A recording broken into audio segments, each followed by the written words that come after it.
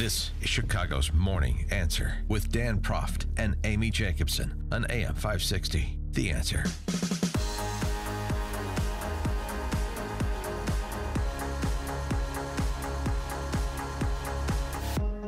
Good morning, Dan and Amy. And the there. question of immigration, or to the question of the issue of immigration, DACA specifically, border security specifically, but the immigration legal regime generally.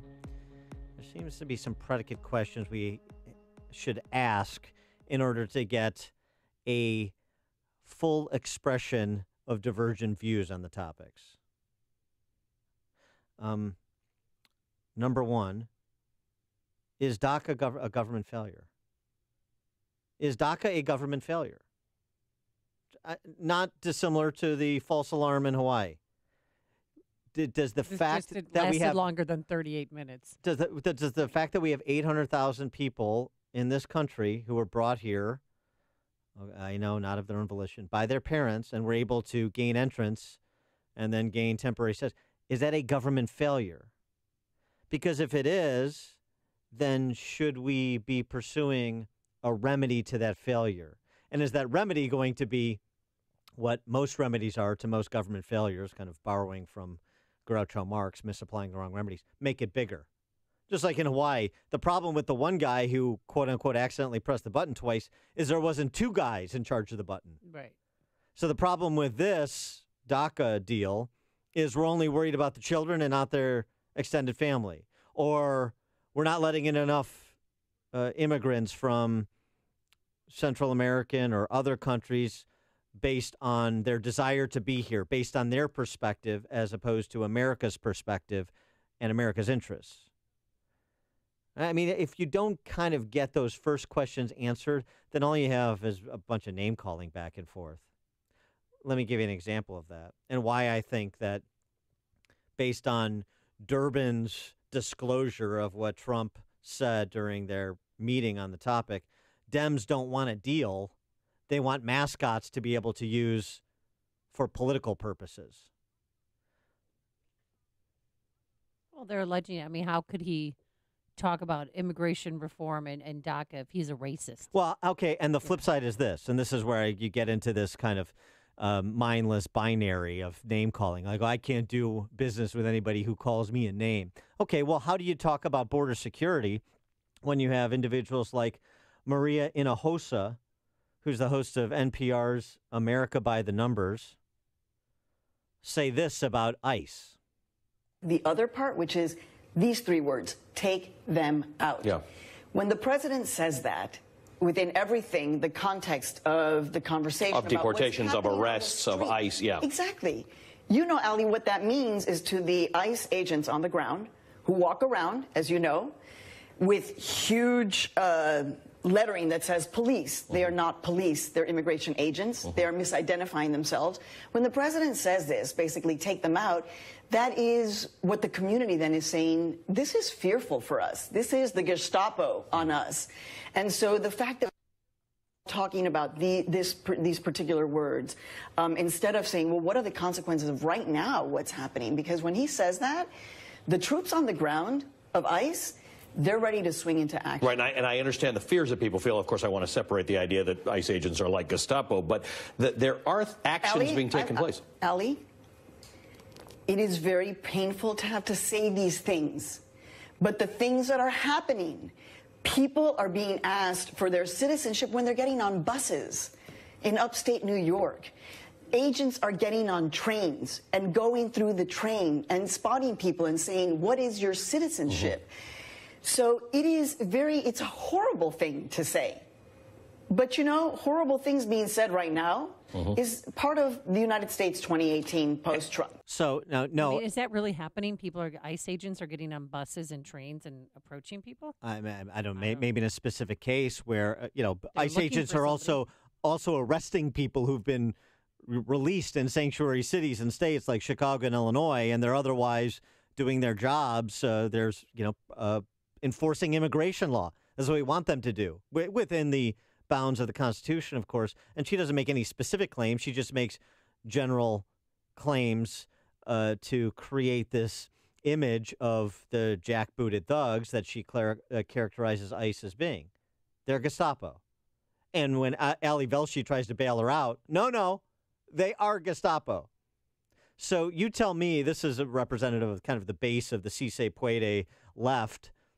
And how are Democrat pals like Durbin, who pander to them, going to cut a deal with President Trump on DACA in exchange for the border security measures and the immigration reforms that he's advanced? Is it Dems that really don't want the deal? For more on this, we're pleased to be joined by our friend Joel Pollak, who is a senior editor-at-large at Breitbart News and the author of the book See No Evil, 19 Hard Truths the Left Can Handle. Joel, thanks for joining us. Appreciate it. Good morning. So what about that? What about my supposition that the Dems don't actually want a deal on DACA? They don't actually want to help DACA designees at this point. They just want to use that group as a cudgel in advance of the midterm elections. I think that's largely true, and I think it fits the pattern of past behavior by the Democratic Party when there were opportunities not just to deal with the so-called dreamers, but to deal with illegal aliens as a whole. Remember that Barack Obama supported the poison pill that Byron Dorgan proposed about a decade ago to kill bipartisan immigration reform.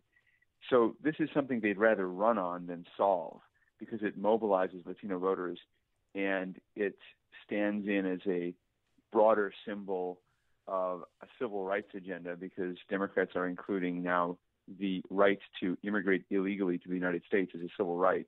This is part of their broader political attack. Interestingly, a recent poll showed that DACA is only the number 12 issue for voters in the entire country and only number 8 for Democrats. The other issues like health care are much, much more important.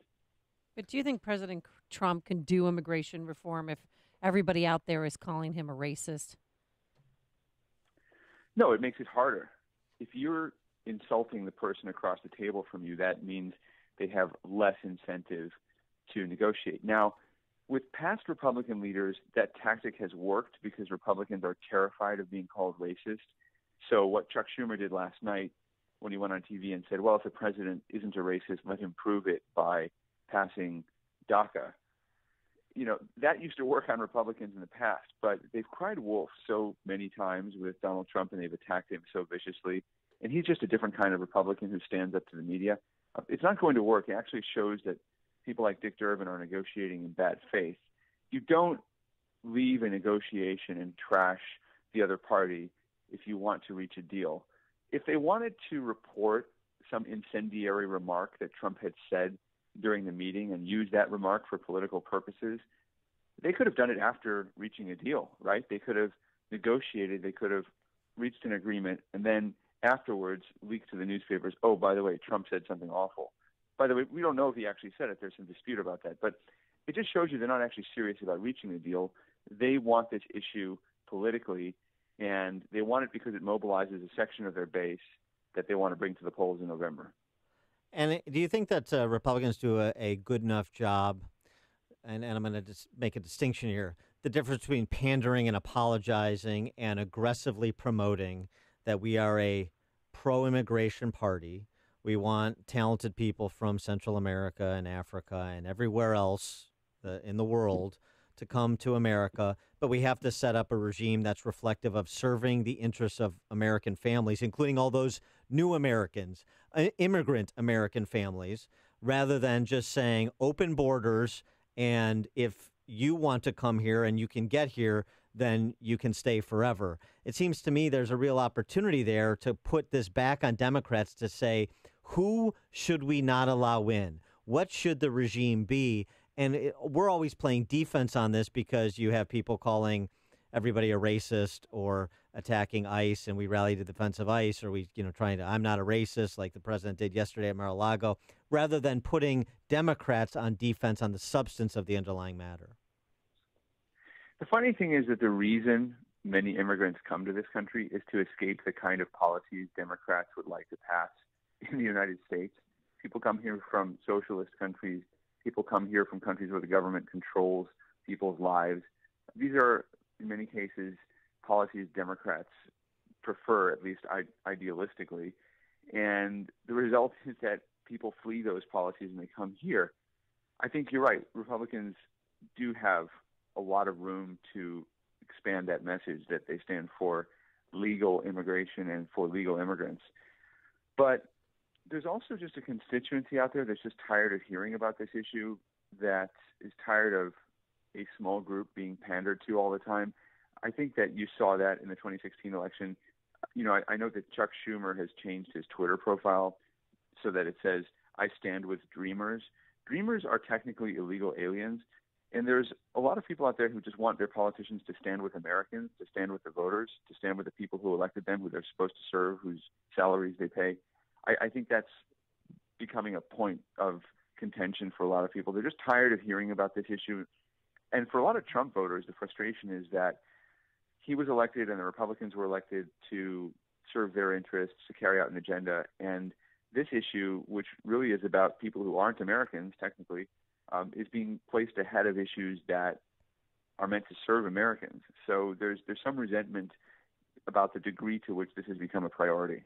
Yeah, but if they're functioning members of society, they haven't committed a crime, they've completed, college-level education or post-high school education, don't you think they have a right to stay or should at least be considered to become American citizens? They don't have a right to stay.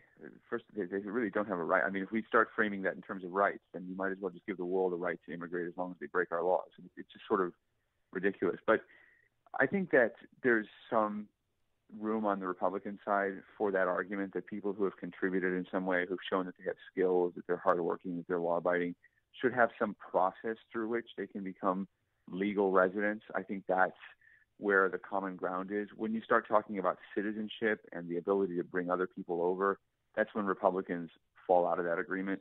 And that's why chain migration, that piece of this negotiation, is so important. We keep hearing that the DACA recipients, the Dreamers, were brought here through no fault of their own. But you can't make them citizens and then allow them to bring in the relatives who brought them over, the relatives whose fault it is. We can't allow that because it's just one, backdooring it. Yeah. Yeah. So I think that's where there is common ground on legal residency. Where there's debate is on citizenship and on all the things that citizenship allows you to do. I wanted to just get an update because I'm sure people are interested with Steve Bannon's departure from Breitbart. Just kind of what's the state of affairs at Breitbart and the future of Breitbart? I think the future is very bright. I mean, morale is very high. We are doing what we always do. We report the news. We're at the center of what's happening. We represent a lot of people who are concerned with what's going on in Washington and who are watching these negotiations with a great deal of alarm, but also a great deal of interest, very highly mobilized portion of the American electorate. And so I think we're going to continue to grow, and the foundations that Steve built and helped to expand at Breitbart are going to continue. I think that we've been amazingly lucky to have charismatic leaders at the forefront of our company and our website over the years.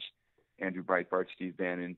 And one thing they've really done is empowered the other members of the staff to develop their own voice, to become prominent journalists, to cover the beats that the rest of America really just catches up to a year or two later. We were on top of the immigration issue in the primary against Eric Cantor several years before this even became something that people thought was going to be really important. It was before Donald Trump. It was before everybody. So we're ahead of the curve. We're going to continue to be there, and our audience is going to continue to grow. All right. He is Joel Pollak, senior editor-at-large at Breitbart News, author of the book, See No Evil, 19 Hard Truths the Left Can't Handle. Joel, thanks as always for joining us. Appreciate it. Thank you. And he joined us on our turnkey.pro answer line.